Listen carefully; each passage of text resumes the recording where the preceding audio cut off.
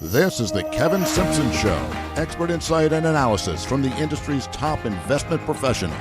If you'd like a deeper understanding of today's markets, this is the show for you. This show is sponsored by Capital Wealth Planning, providing covered call solutions for financial advisors. To learn more about their SMAs or ETF, visit capitalwealthplanning.com. Thanks for tuning in to this episode of the Kevin Simpson Show. My guest today is a very good friend, Nick Lacy. Nick's the portfolio strategist for asset management at Raymond James. He oversees a team of research analysts who are responsible for setting the asset allocation policy for the discretionary freedom accounts, the Raymond James recommended models, and the UMA platform. As always, my co-host today, Jay Coulter. Yeah, Nick, we're really excited to have you on. You know, Raymond James is a really big client to Capital Wealth Planning. Our enhanced dividend income portfolio has a great presence there. And of course, our ETF Devo is really starting to get traction. So to have you on, get your thoughts on the markets and portfolio construction.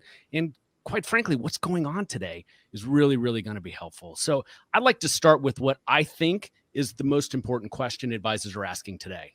What do you do with your portfolio? What do advisors do with their clients' portfolios if they're retiring?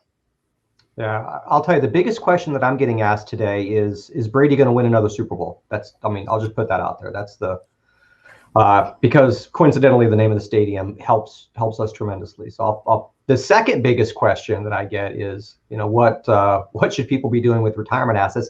Here's the thing. We oversee a bunch of assets on behalf of financial advisors, and we fight for every basis point. And it's tough. I mean, you get 10 basis points of excess return, and you feel like you did something great. But I think the bigger question is the one that advisors have to deal with, and it's the tough conversation. It's, hey, 20 years ago, you were told this is the right methodology to retire. But that's not really the same thing that we see today. And I think the world has evolved in a direction that maybe some people aren't prepared for. And I think it reflects what advisors are doing with their clients and having those tough conversations, because that mnemonic rule of thumb, save and then you can take out 4% a year and you'll grow, you'll outpace inflation, you'll live, whatever. That rule doesn't work. And I think because of that, there are really hard conversations that have to take place. And I think you have to structure portfolios different, and you also have to redefine risk. And I think these are all great conversations. And this is where advisors really are cutting their teeth today with their clients, is saying, hey, excess returns are important. We want to fight for all of those alpha points that we can get, but let's take a step back and let's look at the big picture. And I think that's where advisors are really proving their worth today. So I'm going to go deeper on two of those topics. But first, Kevin, what are your thoughts? What should an advisor do when they have a client that's approaching retirement in this crazy environment that we're in? Well, Nick touched on something that I think is so important when we define risk. And the old 60-40 model may not be working any longer. I have stolen, Nick, one of your famous lines, and I credit you for it every time I use it. But I think it's so appropriate when you're dealing with financial advisors and that harsh reality of risk management with clients. And I know you say it better than I do, but you're always talking about the fact that if clients really understood risk-adjusted returns, they would freak out every time they got their Raymond James statement and the accounts were up and through the roof. Because we worry so much about risk when markets are down, but we have a tendency to be less concerned about it when it's working in our favor. So that's a common theme that you taught me that I still try to borrow some of those lines today. But where are you building the models from that 60-40 mix to 70-30? How are people complaining about this 85% recovery in the market since last March/April? There are two things that I think are important. There's strategically, what are you doing long term? And I think that's something we can talk about. And then there's near term. Think about the next couple of years. What are you doing? And first of all, the long term, we've had to own more equity. And that's kind of the point. And Kevin, what you brought up is something that I've been preaching for a long time. It's the definition of risk. Is risk that your account is volatile, going up and down? And the answer is no, but we talk about it because regulators tell us we have to. So, okay, check that box. We talk about it. But what are investors really concerned about? They're concerned with how much money am I going to lose if something were to go wrong? because a lot of retirees, and I would say probably the vast majority of retirees, are forced to liquidate securities through time to fund retirement. And that means the price stability of their investments is extremely important. So why own bonds when bonds are yielding 1.5%? Because you have a known value at a known point in time. The problem with owning bonds, they're going to make you nothing. They're going to make you negative real returns, but they're there to give you a known return at a known point in the future. For the upper affluent investors, the conversation is a lot like this. I'll sit down with somebody and I'll say, you just had a liquidity event and you're retiring. What's your definition of risk? Is it your account value going up and down, or are you not being able to spend the type of assets you think that you can spend during retirement? So what we've done within the portfolios that we oversee, which are called Freedom, we have two styles of portfolios. The style that's meant to grow over time at a certain level of risk, and those types that are meant to help people fund withdrawals over time. And that we call those the retirement income solutions as part of Freedom. And we bifurcate them this way. We want to make as much money as we can in the classic balanced investment, understanding that investors are willing to take a certain amount of loss. And I can tell you mathematically what that loss is, but it's a certain amount. But we want that money to grow as much as possible. We've actually boosted our equity exposure over the last 10 years across most of our portfolios in the recognition that bonds just aren't going to get it done. You need bonds for risk, but they're going to hurt your overall return. And we've gone from portfolios that maybe traditionally were 60% equity to where today they're 65% equity strategically. Now, we're overweight equity today, and we could talk about that in a minute, but strategically, we're sitting at 65% equity as a normal target. But even for the most conservative investors, 10 years ago, we targeted 20% equity. But with rates near zero and staying near zero for decades, and that's going forward, most likely we're going to keep rates extraordinarily low. We've had to bump that equity exposure up from 20% equity to 30% equity strategically, because you need to make a higher rate of return than inflation. And you're going to take a little bit more risk, but we've had to do that across our platform, recognizing that people are going to have to take on more equity risk to compensate for the lower fixed income returns going forward. For people withdrawing money during the retirement years, we actually have a lot more dividend income in those style portfolios. We have a lot more low volatility securities because we know they're going to be liquidating over time, and it helps to give them price stability. But that's the kind of what we'll call the average client. You know, not everybody's an average client, but for the average client, you need to give them some stability in order to allow them to make withdrawals from their account over time. So that's kind of what we're doing. Now, dividend income is right in our wheelhouse in capital wealth planning. And I'm curious, with the overallocation or the slight tilt in heavier equity allocations, what type of factors, including dividend, do you look for in the equity model to help mitigate some of that risk? Yeah, I mentioned it earlier. Part of it is buying securities or buying either managers or passive strategies with ETFs that exhibit lower levels of volatility, but more importantly, better stability during market declines. What we know is that markets go up a lot more than they go down. They go up 70% of the time, they go down 30% of the time. And in order for investors to win, quote unquote win, they need to not withdraw money when the markets are going down because they think this time it's different. So how do you get them to avoid doing that? We'll give them some more price stability. So adding low volatility equities, adding some dividend paying equities, because I don't have to tell you guys, dividends are always a positive to returns, right? You don't ever get a negative dividend. They don't call you and say, hey, we need you to pay us this quarter because we can't actually afford to pay you. So it's always a positive when you have a negative price movement. But on the fixed income side, we dedicate specific types of fixed income that have negative correlations during these dramatic events. And those are treasuries, really. Intermediate, longer duration treasuries. Those are the single best things to own to give price stability to a portfolio when you have equity prices down, say, more than 5 or 10%. So that's kind of what we're doing. It's really kind of a barbell approach there. So Kevin, with your robust experience with dividend paying equities and then the ability to enhance that with covered call strategies, what are your thoughts on this type of approach for advisors building portfolios today? Well, that's why I was so excited to have Nick on, because we live in this isolated lane, which is dividend growers, dividend paying stocks, covered calls. We think it's so important right now because not only is there the absence of yield in the fixed income market, knowing full well you still need to have an allocation to it, but also recognizing the challenges for financial advisors who are focusing a practice around retirees, because now folks are in retirement for so much longer than they were 20 years ago, forgetting where interest rates were. And I think when I listen to Nick talk, it's reminding me of Benjamin Graham, who would say that the best portfolio managers are those who can control risk and manage the downside. And at Capital Wealth Planning, we're always thinking about that mantra, which is, we can get paid while we wait.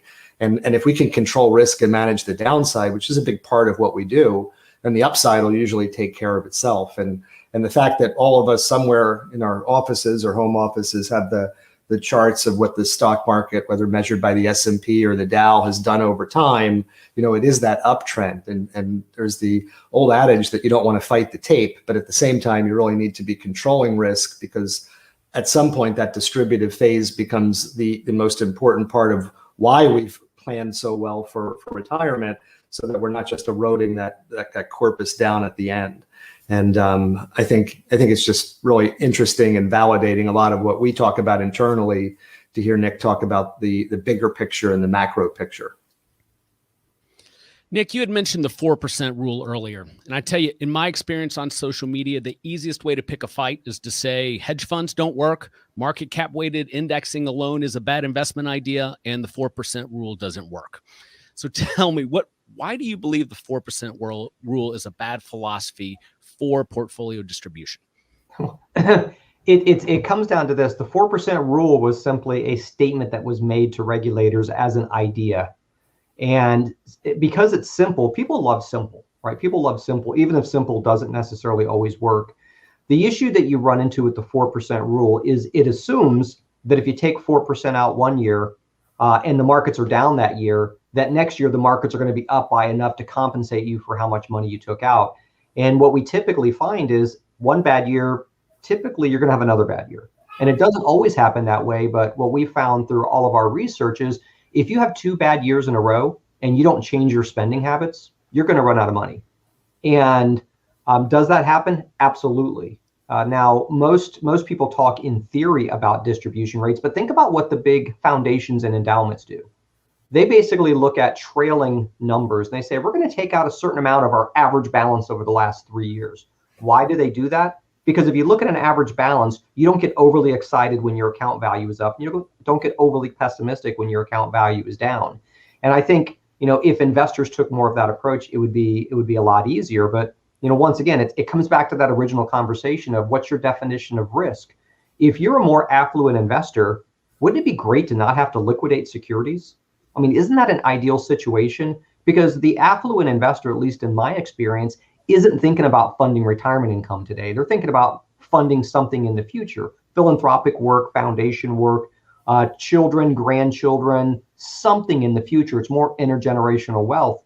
And if your definition of risk is the price of your security going up and down, what does that have to do with future contributions to philanthropic or family adventures? And I think, the idea of, hey, you can collect a dividend. And by the way, over time, that dividend grows. So when people call over the last year or so and say, it's actually been the last couple of years, my dividend investments aren't doing well. And I said, well, didn't you get your dividend? Yeah. Well, didn't your dividend go up 3% this year? Well, yeah, but the price. I said, why do you care about price? The prices are going to be fine. What do you care about? Do you care about the price return, or do you care about getting a dividend and growing that dividend over time? And it's people getting caught up in the comparables of, hey, the market's doing this and my investment's doing that, therefore you're doing a bad job. Instead of saying, I hired you to produce retirement income for me. And that's what you're doing. And I think it's this big disconnect between total return and funding retirement income. And they're two different conversations. While they appear on the same side of the ledger often, it's a very different conversation. Kevin, I know that you agree with Nick on this, but what I find fascinating is that your enhanced dividend income portfolio fits right in the center of a bedrock portfolio that is executing on that philosophy. But the added advantage that you have is the covered call overlay to help enhance that experience. Could tell us a little bit about how the covered call overlay helps drive home what Nick's talking about. Well, I think it's just an added layer to that theme, which is what's the objective to the client? And in so many instances, it's that cash flow and that increasing cash flow over time. We talk in nauseum about covered call writing and how it works best when we need it to most. And the fact that we use it as a hedging technique to help buffer some of the downside. And granted, we had a pretty big reality check last year, and certainly we were able to navigate that in a very similar manner that we saw in 2008 and 2009. But the thought process behind the foundation of how we're investing is show me companies that take great care of their shareholders. Prices will take care of themselves over time. We're not measuring it over the short term. To Nick's point, we're not comparing it to Tesla or Bitcoin or some kind of tulip craze. Not to say that any of those things are bad, but just a different mindset from the investment approach that we take. So give us companies that over time are going to consistently be increasing those dividends. With respect to covered calls, we're able to harvest volatility and help, again, those clients to get paid while we're waiting for better times. Because if we do go through recessionary periods that last longer than 2 years, say 10 years, not that that happens often, but I can think of 2 occasions where it did, that type of increasing dividend, as well as a covered call complement, is an incredibly powerful way to fund the basics of retirement or any type of exotic wealth planning, generational planning, and it allows you to continue to be a part of that, a proactive part of it, even in a stock market that might not be going up in a meteoric upward trend. So I think covered calls are very, very important, but they're a small piece of the overall total return puzzle. The comprehensive income, the cumulative income between dividends and call premiums is kind of the special sauce that we try to provide to financial advisors. Nick, Kevin and I wanted to give you an opportunity because we have a wide audience at Raymond James to talk about the Freedom models and what they could experience. And really, for the financial advisors that haven't really maybe looked at them in a while, what could they experience if they go and visit the website and start looking at the models that you have? Look, our team has been managing the Freedom portfolio since 2002. So we've been doing this a long time. And our overarching goal, and I've said this to advisors time and time again, it's you want to try to help the advisor produce the best return for their client over time with the amount of risk their client is comfortable taking. And it's very important to define that risk. And, we define that risk as how much money do we think we're going to lose if the markets were to go bad? And statistically, it's called conditional value at risk, but the fancy things kind of don't always work when you say them like that. So it's really in an average bad market, what are all the investments that you own likely to do, and how do those investments tend to correlate during bad periods? And you stress test it all the time, always stress testing it. And our conclusion basically is this: for the average balanced investor, and to us, like I said earlier, the average balanced investor is 65% equity, not 60. So 65% equity, 35% in fixed income. Today, we're 200 basis points more in bonds, or more in stocks than bonds, simply because near term, we think the bond market's going to have a rough go at it. So might as well have a little bit more money in equity. But I can tell you that there's a probability that the market drops somewhere between 23 and 25%, because that's what the downside risk of the market looks like at any given time. Now, there's a low probability it happens now because it happened a year ago, and it's usually unlikely to happen within a short period of time, but it could. And because of that, you want to stress every single thing that you own and say, hey, if the S&P is down 25%, what are small caps going to do? What are your junk bonds going to do? What are your high yield bonds going to do? What's China going to do? What are Chinese stocks going to do? Because there are a third of emerging markets now. What are your treasuries likely to do? And you stress test that stuff and you say, okay, the balanced investment's likely to be down 15 or 16%. Is that acceptable? And in our opinion, it is. Nobody wants to be down 15 or 16%. But if the market's down 23, 24, 25%, and their balanced investment is down 15, 16, we think that's a good way to keep people invested. And then as you move to more conservative investments, we have that downside a little bit tighter, where you're looking at 12% losses or 9 or 8% losses in those ranges. And that's what we're always doing. It's never, how do you make as much money as you can? How do you make as much money as you can with the amount of risk that doesn't get the advisor in trouble with their client? Because the advisors are really, they're really trusting us with that fiduciary. They're basically saying to us, don't screw it up for my clients. I want to make money, but don't mess it up. Don't mess it up, because when you keep investors invested during difficult times, it allows them to make a lot more money in good times. And that's the real secret to investing. Doing this 25 years, I've learned the only secret is be invested. That's the real secret, be invested. And how do you prevent people from doing something stupid? Don't lose more money than what they think they can stand. And My team's also responsible for the financial planning systems at Raymond James. So all the data that goes into the financial planning systems is based on my team. So we're providing advisors with what we think long-term the expectations are for the stock market, for the bond market, what we think the risks in the market look like, so they can stress test their own portfolios if they want. And I think it's a great advantage of Raymond James that you have accountability, not only for what we're doing in Freedom, but we also run the allocation recommendations for the firm. Therefore, if we come out and we say, we think today is a good time to be overweight equity for the next year or so, it's not just that we're a talking head. We've actually done it in Freedom, and there's $72 billion in Freedom. So it's not an inconsequential amount of money that we have responsibility for on behalf of the advisors. And because of that, there's credibility. When you say in June of last year, probably a good idea to start adding some money back to stocks and maybe small caps and mid caps because they've gotten brutalized. We're not just saying that to say it. We're not just putting that information out there. We actually trade. And Raymond James is the only firm out there who the people who are making these recommendations are actually the ones who are controlling the overall investments on behalf of advisors. And I think that gives us a lot of credibility. And that's one of the reasons why I love Raymond James. They let us do what we think the right thing is. When you talk about fancy terms, when it comes from you, Nick, it doesn't sound fancy. It sounds perfect. I think the tie has a lot to do with it, but the credibility factor it comes off you. Look, I speak to advisors every day. I probably do 2 to 3. It used to be phone calls, but for some reason, nobody ever wants to get on the phone now. They always want to get on a webinar, which is fine. I just can't make faces at them anymore.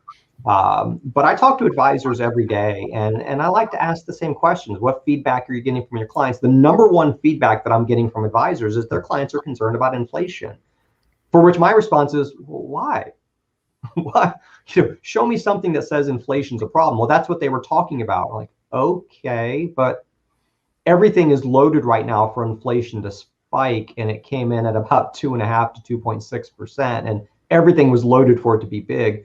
Well, what is Freedom doing about inflation? We own more equity.